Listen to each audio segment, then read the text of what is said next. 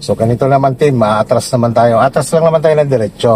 Okay. So alam mo na naman yung pagtingin sa side mirror, no? Yan naman ang ating katulong pag umaatras. So paano mo kontrolin ang sasakyan mo habang umaatras? Di ba sa automatic, brake control ka lang? Ito naman clutch control, no? Okay, so ganito. Sige, hazard. Gamit ikaw hazard. Okay, lagay si reverse. Yan. Gamitan mo siya lang biting point mo lang kasi baka pumorward siya. Bitaw ka muna sa clutch 1, 2. Yan, naka-half clutch ka na. Punta ka lang ngayon sa gas. Patong na sa gas. Yan.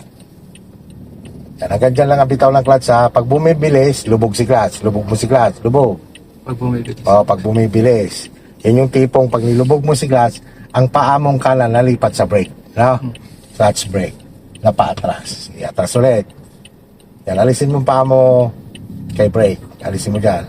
Lubog mo si clutch. Tingnan mo, nabagal siya. Gusto mo mong matras ulit, bitawan mo ulit si clutch na hanggang gumalaw lang siya. Yan, hanggang dyan lang ang bitaw ni clutch, ha? Yan, sige, dagdagan mo pa ng konti para gumalaw siya. Yan, pag nabilis, lubog mo si clutch. Yan, dyan mo siya kilokontrol, di ba? Yan. Sa paggagas niyan, dampi lang din. Kung ano lang bitaw ng clutch mo, gano'n lang din ang diin ng gas mo.